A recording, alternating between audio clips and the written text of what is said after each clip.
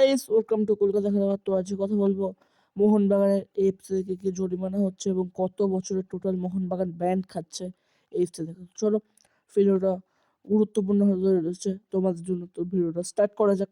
তো প্রথমেই কথা বলবো মোহনবাগান কত বছরের জন্য ব্যান্ড। তো মোহনবাগান টোটাল 1 বছরের জন্য ব্যান্ড খেয়েছে। ধরো, যদি মোহনবাগান এই সিজন অর্থাৎ 25-26 সিজনে যদি মোহনবাগান আইএসএল হয়, তাহলে যদি আইএসএল এ যেতে, তাহলে কিন্তু তারা মানে লিগ শিল্ড যেতে, তাহলে কিন্তু তারা এএফসিতে কোয়ালিফাই করতে পারবে না। ডাইরেক্ট যে স্কোয়াডটা পায় সেই স্কোয়াডটা কিন্তু তারা পাবে না। এবার ধরো এই বছর আইএসএল হলো না, সামনের বছর অর্থাৎ 26-27 মরশুমে আইএসএল হলো।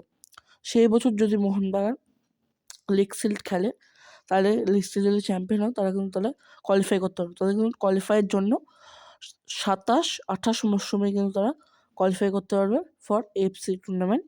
এটাই কিন্তু এই অর্থাৎ 1 বছরে কিন্তু ব্যান্ড খাচ্ছে মোহনবাগান সুপার জায়ান্ট। এবার যদি জরিমানা নিয়ে কথা বলি, তো মোহনবাগান কিন্তু তাদেরকে কিন্তু দুটো জরিমানা দিতে হবে, অর্থাৎ দুটোকে কিন্তু পে করতে হবে। প্রথম হচ্ছে আমাদের এএফসিকে কিন্তু মোহনবাগান দিতে হবে প্রায় $50,000 কিন্তু দিতে হবে, অর্থাৎ ইন্ডিয়ান কারেন্সিতে প্রায় 45 লক্ষ টাকারও বেশি।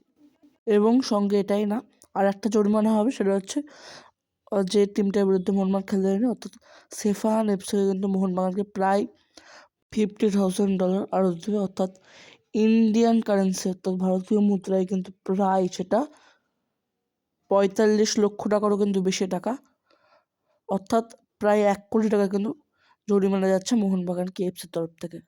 এছাড়াও যে টাকাগুলো ঢুকতো এফসির তরফ থেকে, অর্থাৎ পারফরমেন্স ওয়াইজ যে টাকা ঢুকতো, আর কোনো টাকা কিন্তু পাবে না এই 2 বছর মোহনবাগান। তো বড় একটা লস কিন্তু হতে চলেছে মোহনবাগানের এবং আরপিএসজি গ্রুপের, এটা কিন্তু বলা যায়। এবং এটা কিন্তু নিজেরা ইচ্ছে করে ইচ্ছাকৃতভাবে এটা হয়েছে, কারণ যেভাবে 2 বছরই মোহনবাগান গেল না, তাদের এটাই হওয়া উচিত ছিল এবং এটাই হয়েছে।